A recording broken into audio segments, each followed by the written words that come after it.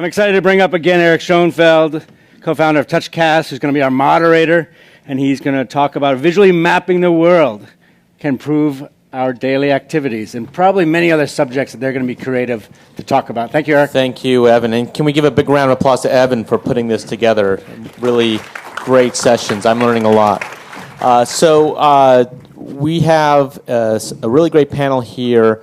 We've got Luke Vincent from Google, who he runs many of the geoimaging parts of Google Maps and other things he's going to tell us about.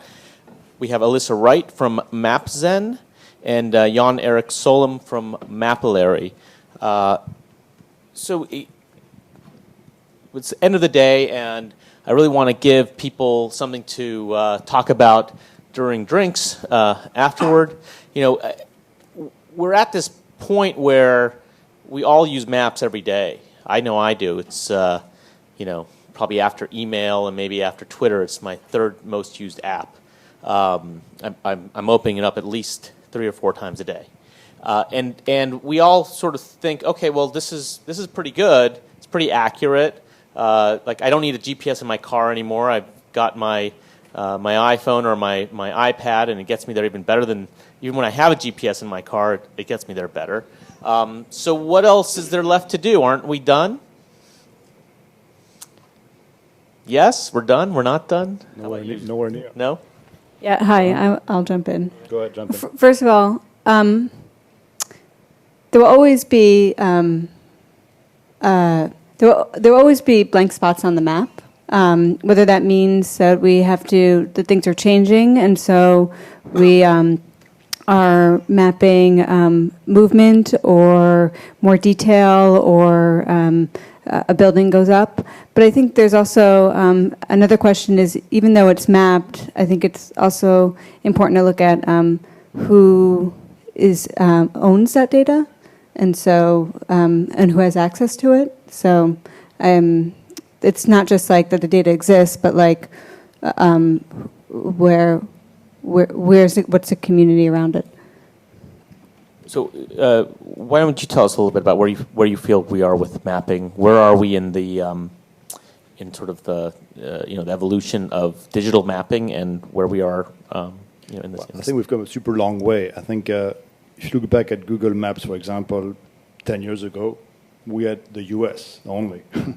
When we launched Street View in 2007, we had like 5 cities. So I think we have, at least at Google, we have, and elsewhere, obviously, we have come a long way. We have the whole world. We have a lot of detail. But I think 2 things are key here. Is that first of all, user expectations keep getting higher and higher. I think people expect now everything to work all the time, to be super accurate, to sort of a system to know where you are and to give you advice based on where you are. And a few years ago, that was not the case. In addition to Alyssa's point, I think the world just keeps changing. And so whatever we do, we're just never done, right? So we have to keep up with the world as it evolves and changes. And that's, I think, a challenge we'll never really be, done with. Okay, and let's talk about the different types of data that we place on maps, right? We started with lines and, a 2D representation of the world. Then that became, satellite imagery and photographs. Then we started taking photographs, and whether that's street view or user-generated, uploaded images, right? That started to add another layer to that. Can you just talk a little bit about what are the different layers as you think about making maps, right? What is that stack, that data stack, and from the most obvious to the ones where we're just starting to place on the map? Yeah, I can jump in on that one. Well, I mean, in terms of visually mapping the world, there are several layers there, starting from satellite going down, where, like, if you're looking at it from where we are now, we're sort of, the cars have covered the main roads in the most important countries, and so we've sort of done the easy part, and we're now getting into, okay, how do we get the rest of the world? How do we get the details, and how do we get that updated at a rate that people want to see?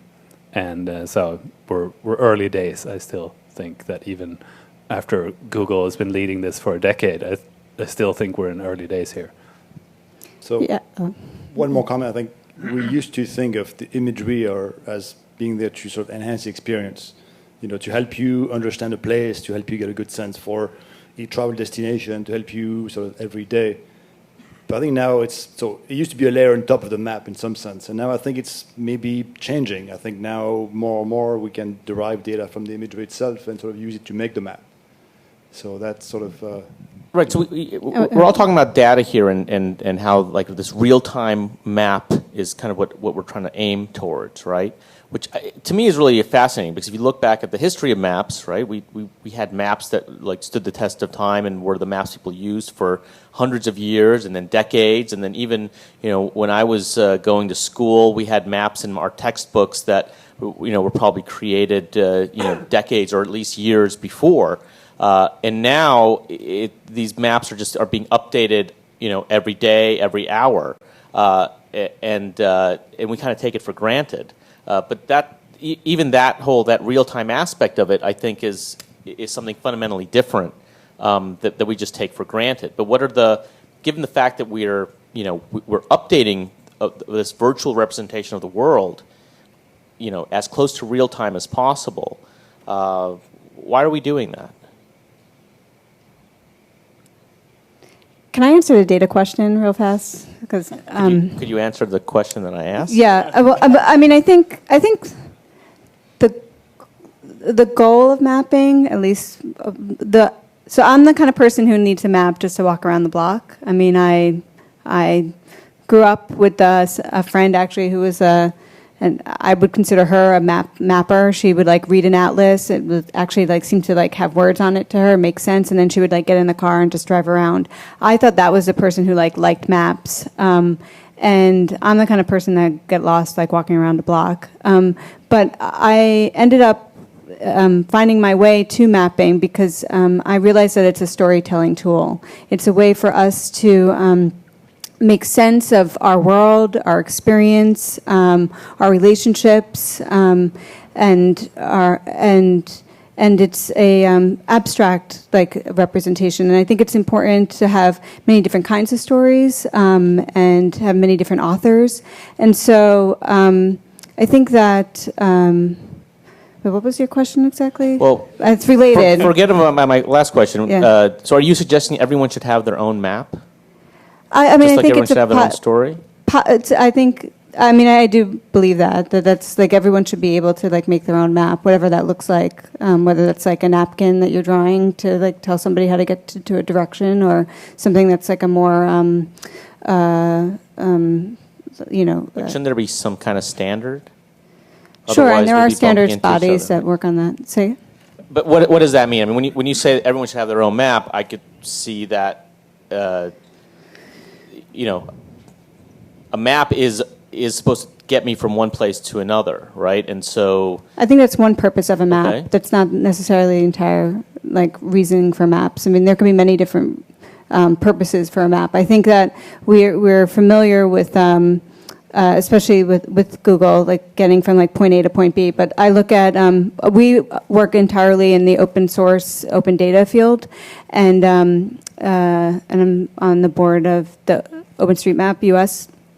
And so in the Openstreetmap community, which is like kind of the Wikipedia of mapping, they will respond to a humanitarian crisis with like crowdsourced response. And so that's not getting from like point A to point B. That's trying to understand like what happened, like say after an earthquake or a hurricane, and look at like before pictures and after pictures to help with like logistics. right, and this is probably a good time for everyone to just give a little brief synopsis of what you're doing with Mapillary, with Mapzen, and maybe you can tell us something surprising about what you're doing with Google. Can I answer your question first? Why are people doing it? Because I don't think people realize that the maps that we have now are mainly created manually by humans. So OpenStreetMap is an open and obvious example of that. But all of the major mapping players, they have lots and lots of employees that sit in front of screens and edit maps all day. It's a manual process. And one of the most important pieces of data for that process is the type of imagery that we collect. And so we shouldn't forget, like, why are people doing it? They're doing it because we need newer maps. We need updated maps in Nepal when something happens. We need better road infrastructure so that people can get in there with their trucks or whatever it is. So it's a manual process fed by imagery and data that we can extract from that imagery. But it's by far it's far from an automated process. So it's manual, but less and less so. I think as deep learning gets better and better, I think the manual piece is going to shrink, and it's shrinking right now. Have you noticed that with your data teams at Google? Absolutely. So, for example, we have published some papers. In fact, Andrea, who spoke earlier, was key to some of this early work on this, where from street view imagery and other sources, we can extract sort of house numbers. And that may seem simple from a computer vision perspective, but it's doing it at scale at super high accuracy is actually hard. And from these, you can then help users find a place. This is like geocoding. You type an address somewhere in a map, and you take the user right there where you saw that address. That's one example. More and more is happening now in this space. That's a great example, and you shouldn't forget that what initially fed that work, at least for looking at it from the outside, was again humans, because you put it into the reCAPTCHA system, and you had humans like proving that they're not bots to train the initial algorithms that now make better navigation for maps. So why don't we start? If each of you can give us a little data point about how much of the world you've mapped, or your respective projects or companies have mapped, and sort of how far we have to go. Just maybe some data points that give some context to what we're talking about. All right. So at Mapillary, we provide a service that lets anyone crowdsource street-level imagery for mapping and for other purposes. And right now we have 16 million something photos. We launched last spring, and about 470,000 kilometers of roads mapped. And these are this is a crowdsourced effort? Yes, it's people use our app. Most of them use our app for iOS or Android, and then they drive around, walk around, bike, collect imagery, and then we combine all of that together. Okay. Hi. I'm coming from Mapzen, which is a startup that kind of operates like a research lab.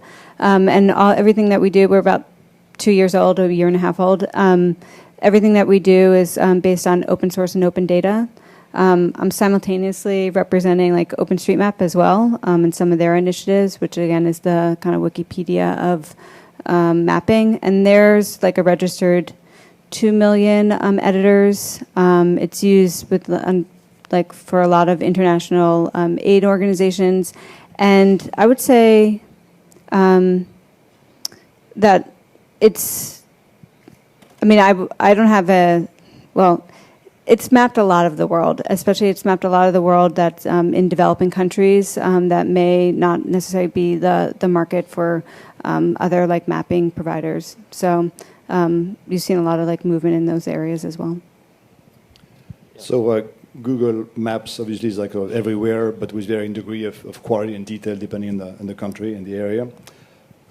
My area of responsibility is the imagery, which is sort of key to sort of helping make the map.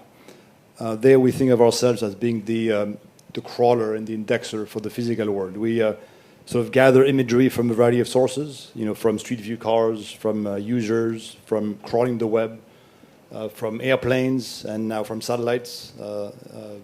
Imagery we either acquire or license or gather ourselves from Skybox. And we sort of organize all this imagery. So it's about organizing imagery and making it useful for users in the context of a map for their daily activities. It is also about using the imagery to sort of make sense of to create the map. And so in terms of scale, we have Street View, which is sort of key to that effort, has now 66 countries on the order of over 7 million miles, but also multiple time slices in these miles. So I don't know, probably more than 20 million miles if you include all this. In terms of high-res imagery of the world, we have probably 90% of the population covered. And now more and more we have also 3D of key metro areas in super high-res. So what do you define as high-res? I think it's on the order of less than 30 centimeters, 15 maybe, I forgot the specs. Yeah, and that's what I mean, when you said the data that we put on the maps, I feel like the 3D aspects of where mapping is going is a really exciting piece. Like, if you just think of a map, I mean, you even said, like, data layer, but you said data layers. Like, I feel like mapping has been, like, a two-dimensional, like, concept, and you just put, like, layers on top of each other. And what would it be like if we had a much more immersive, like, mapping experience, something maybe akin to, like, video games or animation or movies? And so I think those kind of influences on our, like, kind of mapping experience is really an exciting space to be in. So can we talk about that a little bit? Because let's start with the photos and the street view like experience, right? Just explain to the audience what the value of that imagery stitched together, does for for making a more of an immersive map. Because from my perspective as a user, right, it's kind of, okay, well, this is cool. I can zoom in. It's sort of immersive. It's kind of like a panoramic sort of experience, and it's not like VR, but it's as close as possible, and I feel like it's accurate in an amazing way. But I think of it as sort of again, like this layer that I zoomed in. I don't think of it as something that is making the actual contours of the map any better. And am I wrong about that? Are you actually taking the visual information, whether from photos or from maybe video, and is that giving you a more accurate map? Well, not directly. I mean, what can help you is from Street View like data, you also have other metadata. For example, the location where the image was taken, which itself tells you where the roads are.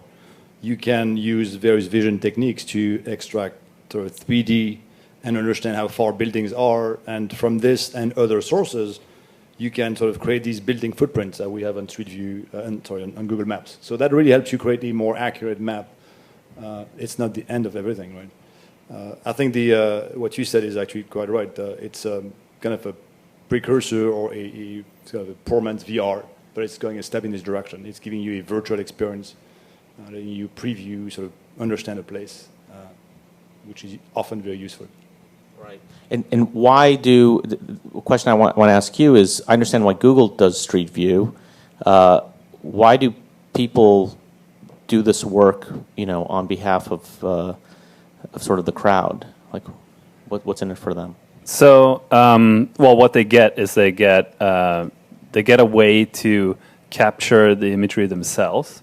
So, for example, one of the things when I started this was my hometown doesn't have Street View. I live in Sweden, and I'll probably no. Hey. Oh, darn. Okay. I'll show you. And so that was one of the. Well, actually, this goes for a lot of places in Europe, smaller towns. So it's a town of 10,000 people, just outside of the third largest city in Sweden, and we don't have Street View, and we probably never will have from the bigger providers, because it's not cost effective to go in and drive up and down all the residential roads and map it on any frequency at all. But I can do it myself in 2 weekends with my bike. And so there's now a tool and a process that lets anyone who has that frustration to go out and get the imagery they want. And so there's a lot of people doing it for that reason, and then they get credit as the photographer for, yeah, I captured this city, I captured these images. But then there's also a large crowd doing it for open mapping purposes. So we have strong ties to Openstreetmap, where a lot of our power users do it because they want to help create a better open map. And for example, the Red Cross and a couple of other initiatives are out in developing countries taking imagery into Mapillary, so it goes into the OpenStreetMap editing tools so that people can sit there and fix roads and things like that. So there's anything from the frustrated local who doesn't have Street View to people who are out recreationally mapping on their vacation to people who are doing it from like work of creating better maps. I think there's also an urban planning aspect or potential. I was just a guest critic at a university finals, and they had put like kind kind of a street view on the back of a car in order to record potholes.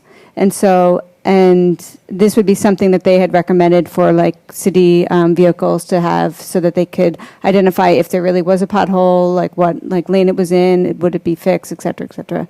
And so I think potentially like street views can help with like city government planning. Right.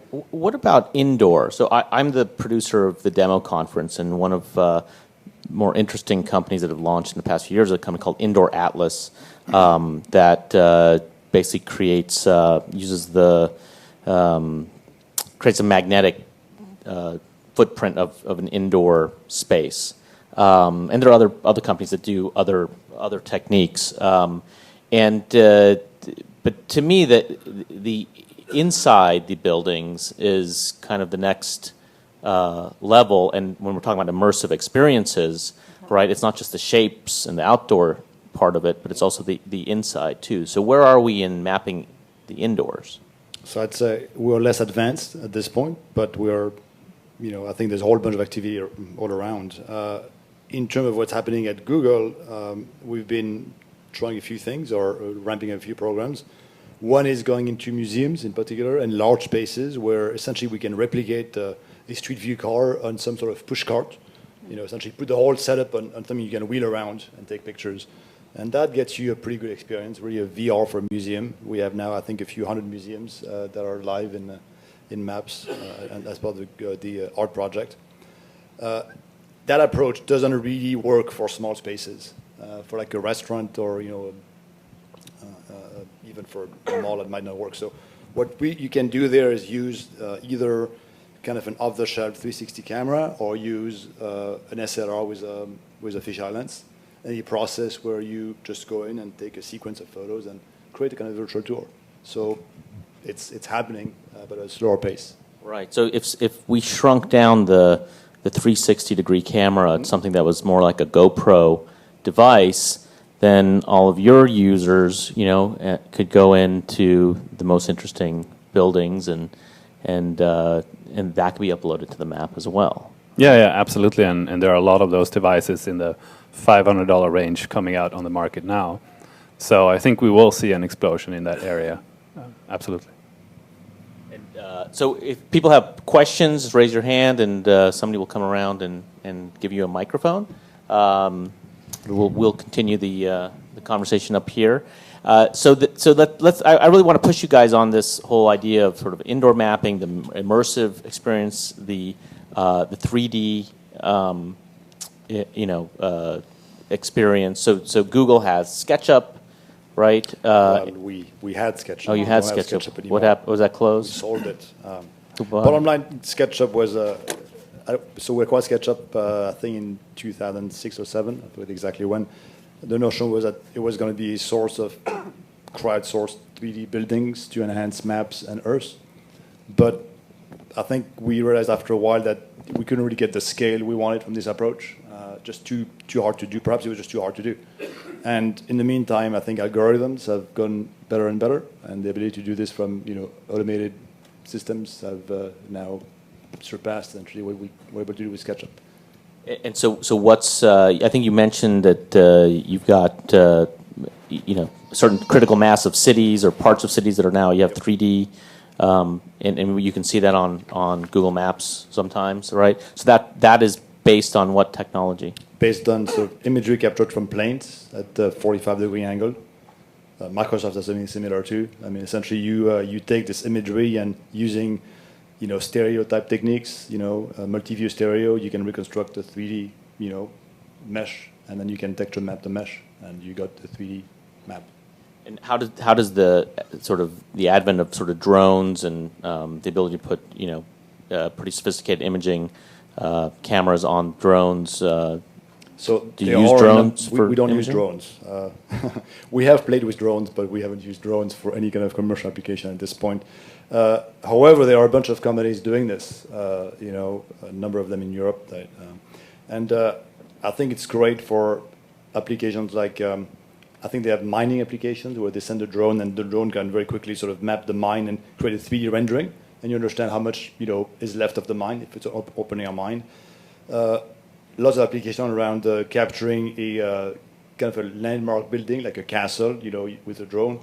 It's hard, I think, to take this approach and scale that to a whole city, but it might come one day.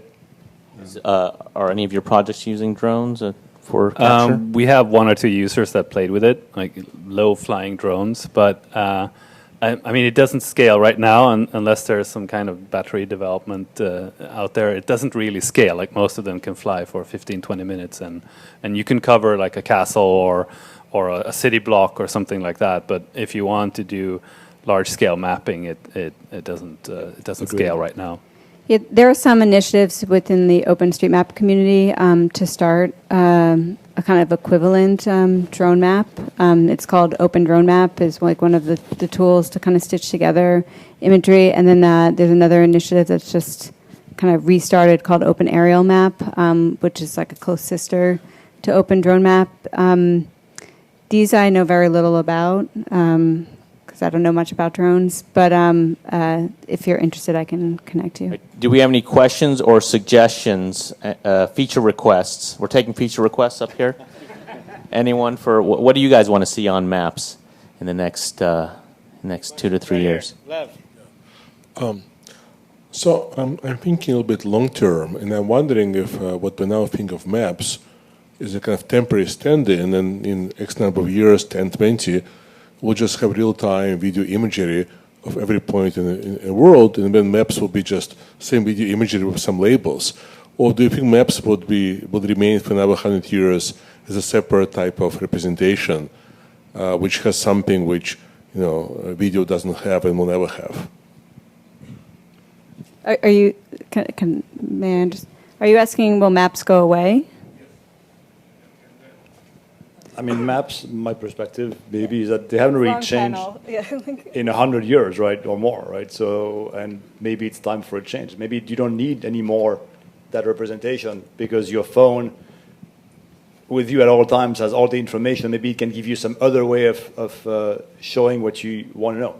If you're trying to go from point A to point B, do we need to show you a map? Maybe not. We need to show you pictures and maybe some arrows, and that's it. I don't know. Yeah, I do think it's a really exciting time for mapping because it's so much a part of our experience. And like we do have a map in our pocket all the time, or multiple maps. And so I think it's changing. But I think that, I mean, from my opinion, I think we will always have something that, like some sort of map, like some abstract way of understanding the world that's not like necessary video, that is like a sort of, maybe it's interactive, but not like some simplified way of understanding what's happening.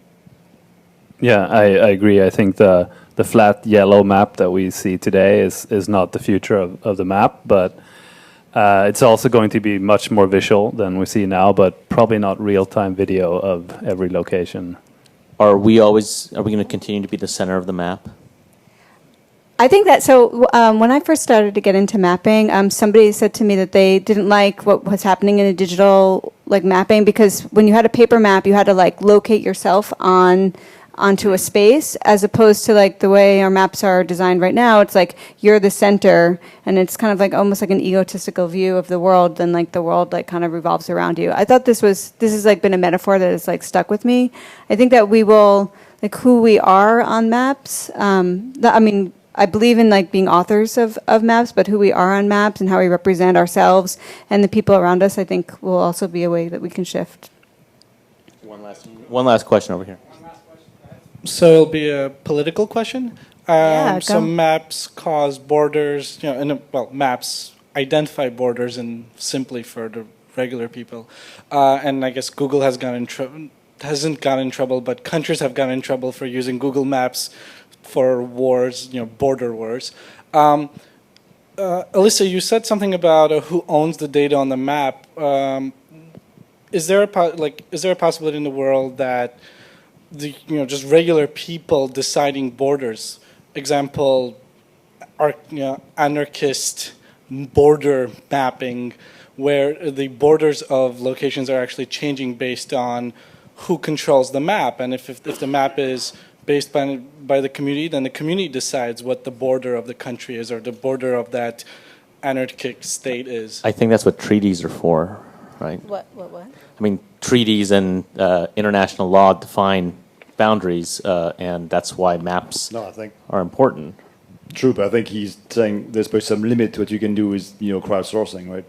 That's dangerous to rely entirely on crowdsourcing to decide on borders or how to. Right, which gets back to my original question, which is, aren't there certain standards that I expect, a border on a map to be the real border, or I expect, the Times Square to be where Times Square actually is, which wasn't, I don't think, what you were saying about different maps for different stories.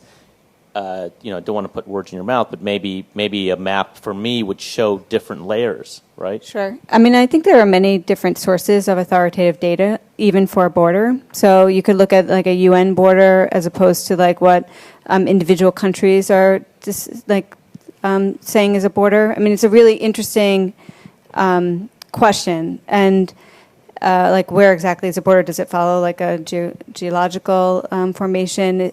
What happens if that's moving? And so I mean, part of my dream, if we're going to have like, what will we live in a world without maps? Part of my dream is that there isn't one map, but potentially like a series of looking at the world, like and lots of different maps, so that there doesn't have to be like one border, but potentially like multiple borders. But Well, it's already the case. yeah, Depending how you look at Google Maps, So if you go for a different country, you'll see a different border. right, yeah, Or true. disputed areas. So we'll just leave it at that. You really can't trust anything you see. Yeah. Thank you very much for for taking us through this journey, through the world of maps, and I'm now thinking about it in a very different way, and I hope you all are too. So please, big round of applause for our panelists, and I'll bring Evan back up to close out the day. Thank you, Eric. Thank you, panelists, very much.